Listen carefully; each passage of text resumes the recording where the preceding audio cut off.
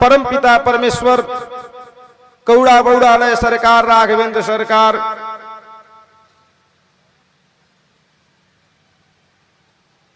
मनुष्य का रूप धारण करके हम लोगों को जीवों पर कृपा करने के लिए अनेक प्रकार की लीलाओं को दिखाते हैं। और बाल्यकाल में ही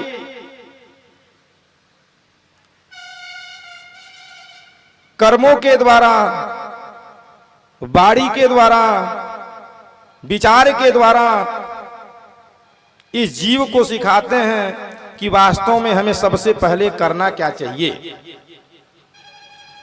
कथा कल श्री गुरु पदनख मणिगण ज्योति सुमिरत इद्रि दृष्टि ही होती पर प्रारंभ हुई थी। तो फिर हमने बताया था या बताने का यह दास प्रयास किया कि वास्तव में गुरु कैसा होना चाहिए और गुरु कौन होता है।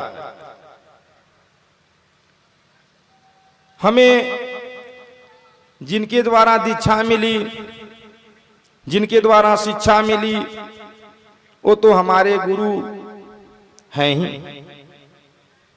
जिनके द्वारा हमको मंत्र दान मिला, उस मंत्र का जप करने के लिए हमने बताया, लेकिन वास्तविक गुरु कौन है? क्योंकि आज के समाज में हरहि शिष्य धन सो कन हरहि, सो गुरु घोर नरक महु परहि। गुरु जो हैं वो अपने शिष्य से धन लेने की इच्छा रखते हैं,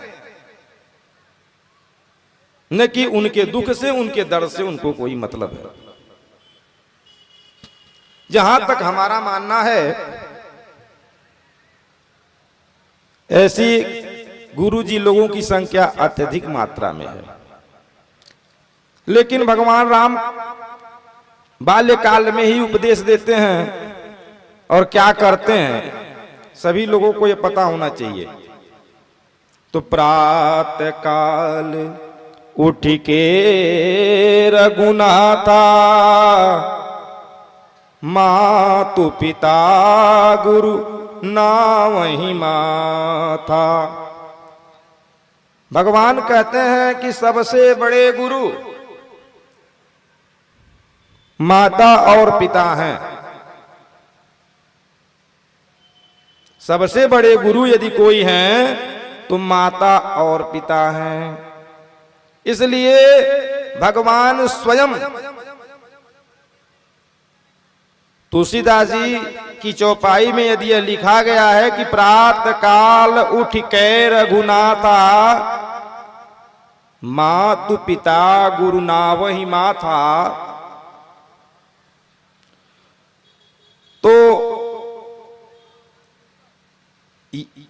इससे यह सिद्ध होता है कि जब भगवान स्वयं अपने माता पिता को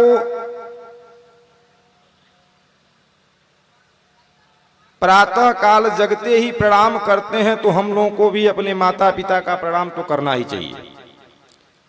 प्रातः काल सोकर के उठने के बाद, क्योंकि प्रथम गुरु हम लोगों के माता पिता ही हैं। क्योंकि इस संसार में